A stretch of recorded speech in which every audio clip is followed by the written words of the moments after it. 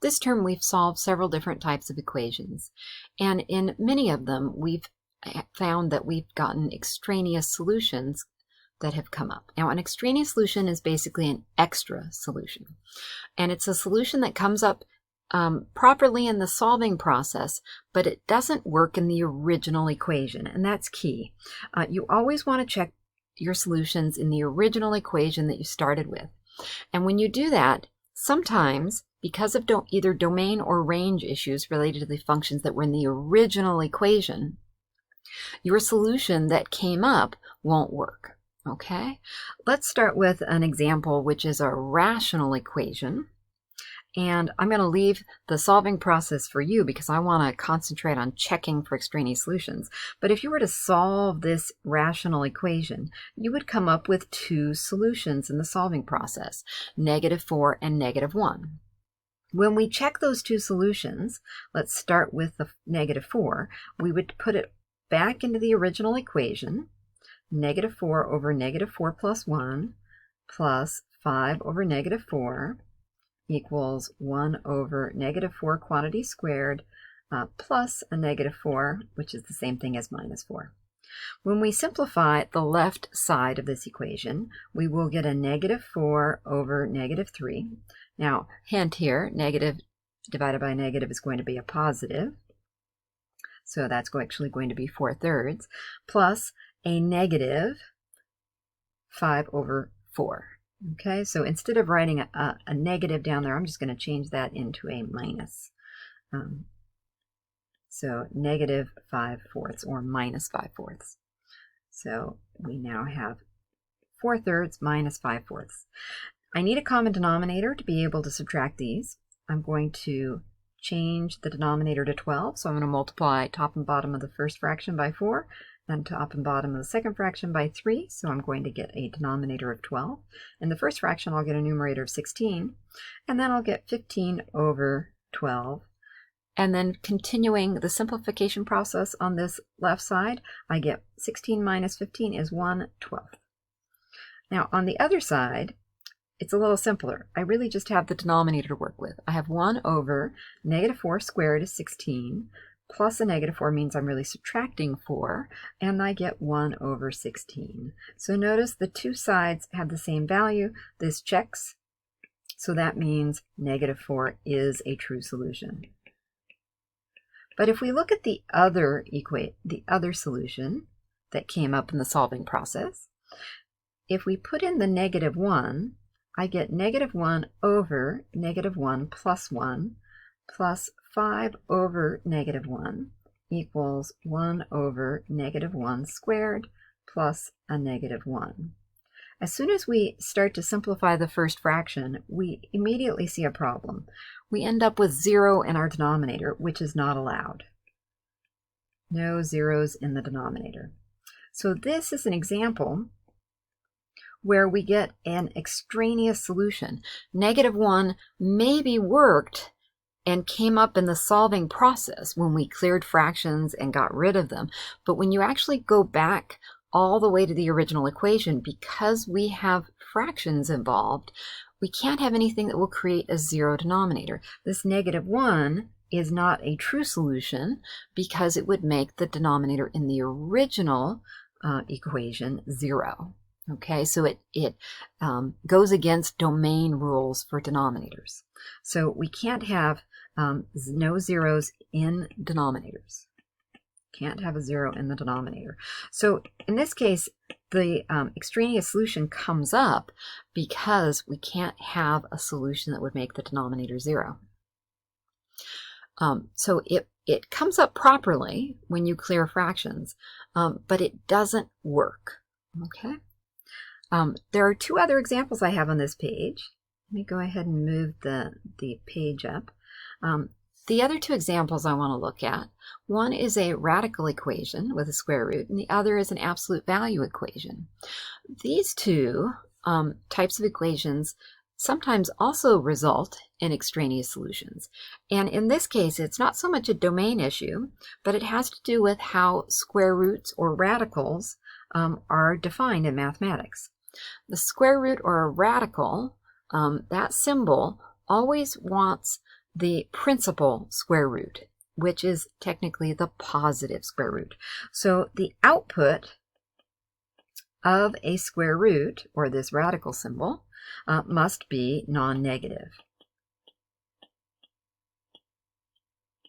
Okay, so if you happen to get a solution that comes up in the solving process, because in solving this, you may not be worried so much about this being a negative value.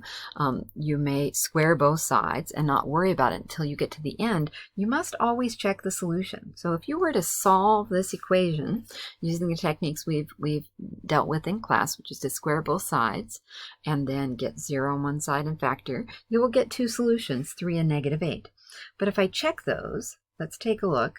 If I put the 3 in, I get the square root of 3 plus 1 equals 3 minus 5. The square root of 4 is 2, so I get a 2 on the left side. On the right side, 3 minus 5 gives me a -2. Do you see how you have an issue here? You get 2 equal to -2. This is false. The reason this is coming up is that our first step in solving this process, our solving step, is that we squared both sides. And when you squared both sides here, you do get a true statement, 4 equals 4.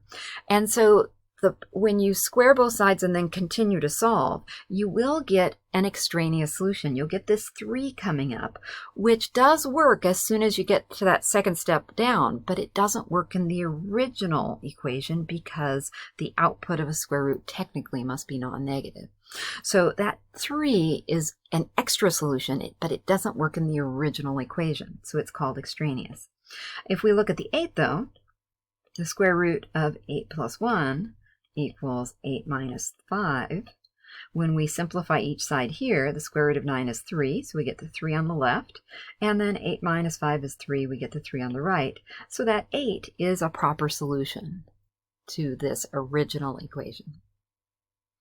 We can get something similar happening with absolute values for the same reason. The output of an absolute value must be non-negative as well. Okay. Oops, I'm spelling that wrong. Non-negative. So when you go through the process that we've described, which is to solve an absolute value equation like this, and you get two solutions, -2 and 10, it's really important that you check them, because sometimes, not always, sometimes both of the solutions work, but sometimes one of them won't. So let's take a look here. If I plug in the -2 into the equation, the absolute value of 2 times -2 plus 10 equals -3 times -2. If we simplify each side, here we have the absolute value of -4 plus 10, and the absolute value of -4 plus 10 is 6. Well, actually, it's the absolute value of 6, and that is 6. On the other side, -3 times 2 is 6 as well. So this first solution definitely checks. -2 is good. But if we check the 10, let's see if it works as well. The absolute value of 2 times 10 plus 10 is equal to -3 times 10. The absolute value of 20 plus 10 is the absolute value of 30, which is 30. So we get 30 on the left side. But on the right, we get -3 times 10, which is -30. That is not the same. This is false. Again, this arises because when we get rid of the absolute value in the solving process, we're making the assumption that it's okay to get two opposite values. That may or may not work in every situation, because this rule about the output of an absolute value being non-negative in always. So here we get an extraneous solution, an extra solution again to an absolute value equation. Now, these extraneous solutions are fairly common in certain types of equations.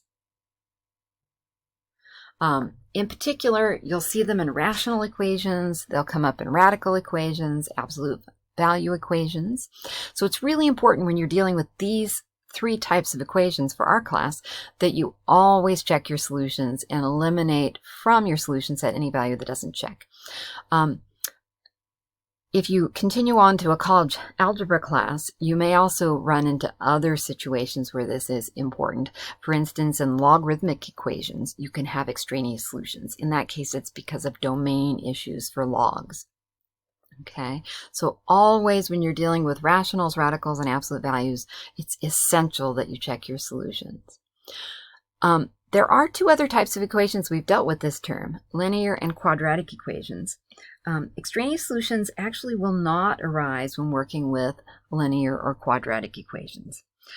The reason for that is that linear and quadratic equations don't really have any issues related to how we solve them and having domain restrictions. In a linear and a quadratic equation, you can have all real numbers come up in the domain. And in terms of outputs, you can have all real numbers in your output. And then with quadratic equations, every quadratic equation will either have two real solutions or two imaginary solutions. And you should be able to find those all the time with the quadratic formula